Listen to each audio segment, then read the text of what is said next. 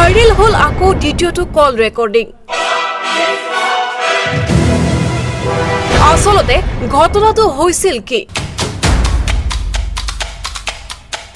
মৌমিতাৰ মৃত্যুৰ আঁৰত আসলতে master mind কোন? ও দুটো অবধি পেশেন্ট দেখেছে, ঠিক আছে। রাত্রে দুটো? রাত্রি দুটো, ঠিক আছে। আচ্ছা। দুটো অবধি পেশেন্ট দেখেছে, দেখে রুমে এসে অনলাইনে অর্ডার করে 4 জন বন্ধু মিলে খেয়েছে, ডিনার করেছে। করে ও খুব টায়ার্ড ছিল, যেহেতু 36 ঘন্টা ডিউটি ছিল, টায়ার্ড ছিল। ও কি করেছে, ওই সেমিনার রুমে গিয়ে শুয়ে পড়েছে একটা রেড কালারের ব্ল্যাঙ্কেট ঢাকা দিয়ে। তারপরে মানে সেমিনার রুমে এমনি কি তোমাদের ওরকম সেমিনার রুমে টুমে ঘুমানো হয়? মানে আমি যদিও কোনো আইডিয়া নেই, ওই জন্য জিজ্ঞেস করছি। না, এবার একটা রেসিডেন্টাল ডক্টর রুমস থাকে, আচ্ছা, বুঝতে পেরেছিস। তারপরেও সেমিনার থাকে। এবার সেমিনারে একটা বেড থাকে, আর ডক্টরস রুমে 2-3টে যেরকম বড় ঘর হবে সেরকম বেড পাতা থাকে। আচ্ছা, আচ্ছা। মেনলি ডক্টরস রুমে শোয়ার কথা, ঠিক আছে। হয়েছিল কি, ওকে বডিটা পাওয়া গেছে সেমিনার রুমে, কিন্তু ঘুমাচ্ছিল ডক্টরস রুমে। যে রুমটা তোর এখন ভাঙা হয়েছে, দেখেছিস রুমটা ভেঙেছে, একটা ভিডিও ঠিক দেখছিলাম। বাথরুমের পাশেই, ঠিক আছে। মানে বাথরুমটাকে অজুহাত দিয়ে ওই রুমের দেয়ালটা ভেঙে দিয়েছে। অ্যাকচুয়াল কাণ্ডটা ঘটেছে তোর ইয়েতে, ওই রুমটার ভেতরে, ডক্টরস রুমে ঘটনাটা ঘটেছে। ওই বডিটাকে ডক্টরস রুমে ওই দিন আর কেউ ছিল না, খালি মানে অনলি ওই দিদিটাই ঘুমাচ্ছিল? হ্যাঁ, এবার তোকে আমি বলি, অন কলে নিশ্চয়ই একজন থাকবে না, ওর জুনিয়র সিনিয়র মিলে থাকে। এমনকি থার্ড ইয়ার একজন থাকবে, সেকেন্ড ইয়ার একজন থাকবে, প্লাস ফার্স্ট ইয়ারে ইন্টার্নশিপরা যারা থাকে তারা ইন্টার্নরা থাকে। আর চেস্ট এমন একটা ওয়ার্ড হচ্ছে, কোভিড এর পর থেকে প্রায় হামেশাই সবার শ্বাসকষ্ট হচ্ছে, মানে আসছে মানেই শ্বাসকষ্ট হচ্ছে। আর চেস্ট ওয়ার্ড আর চেস্ট মেডিসিন দুটোই পাশাপাশি ওয়ার্ড, ঠিক আছে। তো কেউ কি শুনতে পায়নি? কেউ শুনতে পায়নি। ওটাই তো আমি ওই দিনকে ওটাই ভাবছিলাম। এবার দেখ, ধস্তাধস্তি করাতে একটা নিশ্চয়ই চিৎকার হয়, একটা ভায়োলেন্ট হয়, বুঝতে পেরেছিস। তারপরে আবার কি, যে 4 জন ওর সাথে খেয়েছে তারা কোথায়, তারা কেন মিডিয়ার সামনে আসছে না? তাই তো, তারা কেন আসছে না? তোমার ওই দিন ডিউটি ছিল না রাতে? ওই দিনকে আমি নাইটে ডিউটি করছিলাম। আচ্ছা।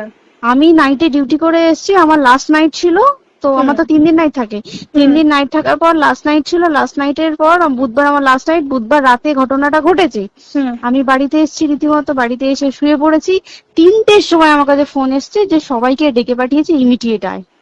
তখন গিয়ে দেখি আরজি করে এই অবস্থা, পুরো গোটা হাসপাতালকে ডেকে পাঠিয়েছিল। গিয়ে দেখি পুলিশ ছয়লা, মানে আর ওকে যেভাবে, আমি তো বডিটা দেখেছি রে, মানে আমাদের এখনো পর্যন্ত চোখ থেকে নামছে না। রীতিমতো মনে হচ্ছে মেয়েটা যেন আমাদের পাশে পাশে ঘুরছে, একদম এরকম, মানে মানে অদৃশ্যমান। মানে আমরা এরকম ভাবতে পারছি না যে এরকম ভূত থাকে বা একটা স্পিরিট থাকে বা কিছু। এখন আমরা বুঝতে পারছি না ওর আত্মাটা এখনো ঘুরছে আমাদের আশেপাশে। দেখ, ও আমার তলাটায় নাকি, তো ওর থেকে ও থাকে 4তলায় ঘটনাটা ঘটেছে, ঠিক 2টো ফ্লোর নিচেই আমি থাকি, আমার রুমটা, ঠিক আছে। কিন্তু তাও আতঙ্কে আমরা মানে একদম স্তব্ধ হয়ে গেছে আরজিগরটা। কিন্তু ব্যাপারটা হচ্ছে, তাহলে ডক্টর রুম থেকে ওকে সেমিনার রুমে নিয়ে যাওয়া হয়েছে? হ্যাঁ, অবশ্যই নিয়ে যাওয়া হয়েছে। এবার দেখ, নিয়ে যাওয়া হয়েছে, ওকে যেভাবে মারা হয়েছে এটা একার পক্ষে অসম্ভব, দিস ইজ এ ইম্পসিবল। পুরোপুরি গ্যাং রেপ ছাড়া কোনো কিছু নয়। আর শুধুমাত্র রেপ নয়, রেপ করলো ছেড়ে দিল, ঠিক আছে, ওকে রীতিমতো মার্ডার করেছে। মানে হিসেব মতো যা বুঝছি, মানে তোমার কথাতে, ওটা হচ্ছে ওর ওই বন্ধু বান্ধব মেয়েটা জড়িত। এক্স্যাক্টলি, হয় ওর বন্ধু বান্ধব কেউ, ঠিক আছে, মানে 4 জনের মধ্যে কেউ, আইদার ওকে এমন কিছু করতে বলে। দেখ, বড় বড় কোম্পানিতেও তো এরকম হয়, মানে হয় তুমি আমার সাথে কম্প্রোমাইজ করো, নয় তুমি চাকরি ছেড়ে চলে যাও, হয় তো। এখানেও সেরকম কিছু একটা হয়েছে। যাকে যে ক্রাইম করেছে সেও কিন্তু নর্মাল ডক্টর নয়, কিন্তু সেও একটা ভালো পোস্টে র্যাঙ্ক করছে, বুঝতে পেরেছিস। তবেই কিন্তু পুরো ব্যাপারটাকে হসপিটাল চেপে যেতে চাইছে, পুরো ব্যাপারটা। তাহলে এই সিভিক যে ও কোথা থেকে আসছে? এবার তোকে আমি বলি ওটা কোথা থেকে আসছে। আমাদের প্রিন্সিপাল চেঞ্জ হয়ে গেছে, ডেপুটি সুপার চেঞ্জ হয়ে গেছে, তারপরে আমাদের ওই অ্যাসিস্ট্যান্ট সুপার চেঞ্জ, সব চেঞ্জ হয়ে গেছে। হুম তারপরে যে ওয়ার্ডের ডাক্তাররা ছিল, সিস্টাররা ছিল, ওয়ার্ড বয়রা ছিল, মাসিরা ছিল, সবাইকে ডেকে এখন সাসপেন্ড করা হয়েছে।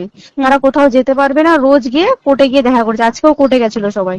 হুম তারপরে উম, তারপরে তোমার তোর এগুলো হলো, তারপরে তোর কি বলে, আরে বল না, ওই সিবিআই এটা হয়েছে কি, মানে ও সেই সঞ্জয় রায় যে ধরা পড়েছে, হুম অ্যাকচুয়াল কিন্তু ও নেই, হুম ঠিক আছে? ওর এতটা ক্ষমতাই হয় না। ও অত রাত্রে কি করতে যাবে? হুম ও অত রাত্রে ওখানে কি করতে যাবে?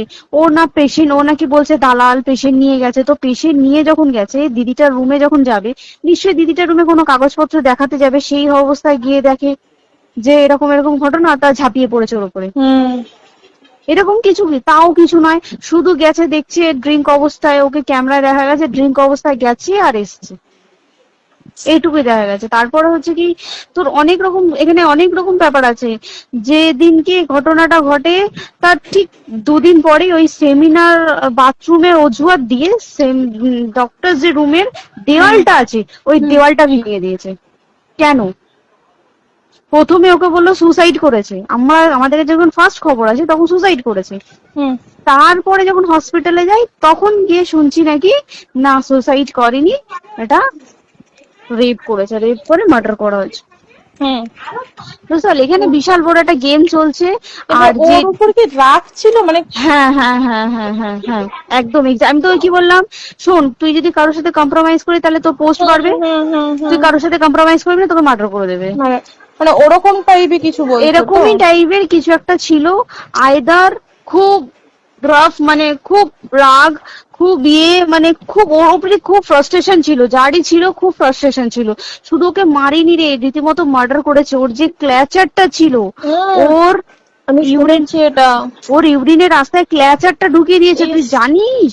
মানে কি বলবো, মানে ওকে দেখা যাচ্ছে না, আমরা তো দেখেছি নিজের চোখে, ওকে দেখা যাচ্ছে না। মানে একটা ব্লিড, মৃত্যু কতটা, মানে এই তো মানে প্রচন্ড কষ্ট পেয়ে একটা মেয়ে মারা গেল। আর ওর যে গলাটা চেপে ধরেছে, আহ, ওর ওই চেপে ধরাতে মানে এতটাই জোরে চেপে ধরেছে যে চোখ ফেটে রক্ত বেরিয়েছে। ছি, ছি, ছি। বুঝতে পেরেছিস? মানে মানে কি বলতো, যদি ধরা পড়ে না, উচিত মানে যারা এটার সঙ্গে দায়ী না, আর এই ওদের যে সিবিআইটা হয়েছে, সিবিআইটা একমাত্র আমাদের জোরেতেই সিবিআইটা এসছে।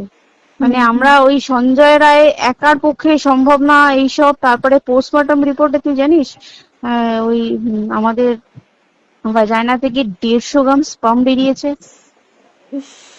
পোস্টমর্টম রিপোর্ট 150 গ্রাম স্পাম, মানে বুঝতে পারছিস? Not a calculated, minimum minimum কম করে 6 থেকে 7 জন করেছে ওকে রেপ। ছি ছি ছি। ওই জন্যই তো আমরা এতটা বেশি ভাইলেন্ট হয়ে গেছি, বুঝতে পেরেছিস? আর তারপর আমাদের দেখো, একটা মেয়ে তার কাজের জায়গাতেই ছিল, এমনটা নয় যে রাস্তাঘাটে কোনো বিপদ, তার কাজের জায়গাতেই আরে সেফ নয়। শোন, দেখ বড় বড় কোম্পানিতে কি হয়, রুমের ভেতরে এগুলো হয়, মানে ধর রুমের ভেতরে হলো, যেমন কল সেন্টারে হয়, নাইট শিফটে হয়, এইগুলো একসেপ্টেবল। বাট হসপিটাল হচ্ছে এমন একটা এরিয়া, আরজিকরের মতো একটা, হ্যাঁ আরজিকর বলে না, যে কোনো হাসপাতালে কেউ যদি স্ব ইচ্ছায় কারোর সাথে রিলেশনশিপে গিয়ে করতে চায় সেটা আলাদা জিনিস কিন্তু, ঠিক আছে, কিন্তু কেউ কারো বিরুদ্ধে এইভাবে করতে পারে না রে। তুই জানিস না, মানে ওয়ার্ডে দেখ, কম বেশি আমরা সবাই ঘুমাই, কম বেশি আমরা সবাই জেগে থাকি, জেগে তো থাকি, তাতে কি কেউ শুনতে পায়নি? তার কি একদম ভাইলেন্স ছিল না? যদি কেউ না শুনতে পারে তাহলে ওর খাবারে কেউ কিছু মিশিয়েছিল, হুম তাই কি না?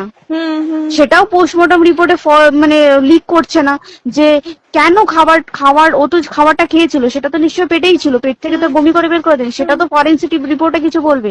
আর তুই জানিস না, দেনার দেন, মানে ধর পোস্টমর্টম রিপোর্ট আসতে 3 দিন সময় লাগে। ও যেদিনকে মরেছে ঠিক তার পরের দিনকে বিকেলবেলা পোস্টমর্টম রিপোর্ট বার করেছে, মানে বডি বার করো আর পোড়াও, 10 সেকেন্ডের মধ্যে বাড়িতে নিয়ে গেছে, তারপরে বডি পুড়িয়ে দিয়েছে। মানে কি বলবো, হসপিটাল, মমতা ব্যানার্জি, সবাই, মানে তৃণমূল প্রত্যেক সবাই এটাকে পুরোটাই, কেসটাকে চাপা দিতে চাইছে, পুরোটা। তবে তুই ভাব, যে মানুষটাকে এত ক্ষতবিক্ষত ভাবে মেরেছে, তাকে অভিষেক ব্যানার রেপ কি কলকাতায় প্রথম হলো? নয়, বিভিন্ন জায়গায় বিভিন্ন ভাবে রেপ হয়েছে, ধরা পড়েছে। ফাঁসি হ্যাঁ। হয়েছে কি জেল হয়েছে। অভিষেক বন্দ্যোপাধ্যায় কেন বললো জাস্ট তোর কি বলে এনকাউন্টার করতে? মানে কি সঞ্জয়কে যদি এনকাউন্টার করে পুরো কেসটা চাপা পড়ে যাবে, পুরো কেসটা চাপা পড়ে যাবে একদম। স্টুডেন্টরা ঠান্ডা হয়ে যাবে, হুম। আর আমরা সেটা মানবো না, আমরা সেটা হতেই দেব না। তাতে যদি চাকরি মানে আরজিকরটাকে সিল করতে হয় তাতেও আমরা রাজি আছি, সিল করে দেওয়া হোক আরজিকর, সিল করে দেবে মনে হচ্ছে যদি ঠিকঠাক ভাবে। এবার ওই জন্য আমাদের দাবিতে সিবিআই এসছে। এবার তুই একটা কথা বল, যখন দেখতে পাচ্ছে মমতা ব্যানার্জি যে কলকাতা পুলিশ আমাদের জন্য কিছু করতে পারছে না, আমরা কিছু মানতে পারছি না, 7 দিন ধরে বার করতে পারছে না, তাহলে সেটা 2-3 দিনের মধ্যে কেন হ্যান্ড ওভার করে দিল না? তাই তো। তাই কি না? তারপরে দেখ পিডব্লিউডি একটা লো পোস্টের মানুষ, মানে যারা ভাঙচুর করে, মানে সিমেন্টের যারা কাজ করে তাদেরকে পিডব্লিউডি বলে। এবার পিডব্লিউডির নিশ্চয়ই হায়ার অথরিটি থেকে অর্ডার এসছে তবেই ওরা গিয়ে ভেঙেছে। ওরা নিশ্চয় পাগল নয় দুম করে গিয়ে কোনো গভর্নমেন্ট প্রপার্টি ভেঙে দেবে। অর্ডারটা কে পাস করলো যে এখনই চেস্ট ওয়ার্ডটাকে ভাঙতে হলো? সিবিআই আসা পর্যন্ত অপেক্ষা করতে পারতো। কারণ আজকে অত বড় বিক্ষোভ হবার কারণ কি হচ্ছে? একটাই কারণ, যে মেয়েটি মারা গেছে ঠিক আছে, কিন্তু তাকে এত বেশি মলেস্ট করে, এত বেশি রেপ করে বা বেশি ওকে মেরেছে, তার কি কোনো প্রতিবাদ নেই? তুই কোথায় সেভ পাবি তুই আমাকে বল? তুই ধর চাকরি ছেড়ে আজকাল সরকারি চাকরি ছেড়ে তুই প্রাইভেটে যাই, প্রাইভেটও তো তাই একই অবস্থা, একদম প্রাইভেটেও একই অবস্থা। তুই কোনো চায়ের দোকান খুলে বসবি, অনার্সশিপে তুই বসলেও তাও এসে তো হাজার ছেলেরা থাকে, হাজার ছেলেরা টিজ করে, তুই কোথায় কি করবি? তাহলে আমাদের সেফটি কোথায়? আমাদের মুখ্যমন্ত্রী মমতা ব্যানার্জি সে একটা লেডি হয়ে তাহলে আমাদের কি সেফটি দিয়েছে? আমাদের কি লক্ষ্মী ভান্ডার দিলে this is a problem solve? পুরো মাসের আমাদের কি সব খরচা চলে যায় লক্ষ্মী ভান্ডারে? জানি না, আই ডোন্ট নো। মানে আমরা প্রচুর ক্ষেপে আছি, প্রচুর। মানে এর বিচার না চাওয়া পর্যন্ত তুই ভেবে চল কি এটা সলভ হবে না। আমরা বিচার নিয়ে আমি 2 দিন ধরেই ভাবছিলাম তোমাকে ফোন করবো, কিন্তু মানে এটা ওটাতে হয়ে উঠছে না। আর তোমাকে তো আমি ওই দিন রাতেই হোয়াটসঅ্যাপ করলাম না, এবার তখনই না আমি ব্যাপারটা অতটা বুঝতে পারিনি। আর আমার তার পরের দিনই ভোরবেলা ডিউটি, তো আমি খুব সাবধানে থাকিস, খুব সাবধানে থাকিস। হ্যাঁ তাই তো, এখন মানে তোমরাও সাবধানে থাকো সবাই। কি বলবো বল, কিছু বলার নেই। দেখ আমাদের মধ্যবিত্ত মানুষরা আমাদের চাকরি করে খেতেই হবে, সোজা কথা, তাই কিনা বল? বাবা এত পুঁজি নেই যে বসে বসে খাবো, ঠিক আছে? সেই মেন্টালিটিও নেই, যদিও থাকে মেন্টালিটিও নেই। হ্যাঁ এবার পুঁজিতে খাবে। এবার একটা কথা তুই বল, চাকরিটা কোথায় গিয়ে করবো তুই একটা বল? কোন স্টেটে গিয়ে চাকরি করবো তুই আমাকে বল? ওই যেমন মানে এটা হয়তো আমার মা যেমন বাড়ি থেকে 7টার মধ্যে ঢুকে যাও, দিদিকে তো ধরো অনেক রাত অব্দি 9:30 10টা অব্দি ল্যাবে থাকতেই হয় না। এবার তুই কি করবি বল? কি করবি বলো তো? এখন কিছু করার আছে? দেখ ল্যাবেও তো সব ছেলেরা আছে, ছেলে আছে মেয়ে আছে, তুই কাকে বারণ করবি? তুই কাকে বিশ্বাস করবি? তুই বল, তুই ধর কলিগদের সাথে খেতে বসেছিস, ঠিক আছে, তোর টিফিনটা যদি কেউ চাইলো তুই তাকে না দিয়ে পারবি? না একদমই। আর কার মনে যে কি আছে সেটাই তো কি বলবি বল? এবার তুই বল, খাবারটা যে খাবি, তোর টিফিন কেউ চাইলো বা তোকে যদি কেউ বললো কি একটু একটু খা, যেমন আমরা শেয়ারে হয় স্কুলে, যেটা আমাদের শিখে, যেটা হ্যাঁ স্বাভাবিক, এটা সবার, এটা তো স্বাভাবিক। তুই বল, তাতে যদি এরকম অবস্থা হয় তাহলে কি করবে মানুষ, তুই আমাকে বল? আজকেও তো তাই আমাদের দেখ না 11টা থেকে আমাদের তোর ক্যান্ডেল দিয়ে হোয়াইট ড্রেস পরে সব শ্যামবাজারে এক কথা হবে। এখন আবার বৃষ্টি শুরু হয়েছে, কি জানি কি প্রচুর বৃষ্টি শুরু হলো, কি হবে জানি না। ঠিক আছে গো, টাটা। হ্যাঁ চল tata. News desk report, news 24 any.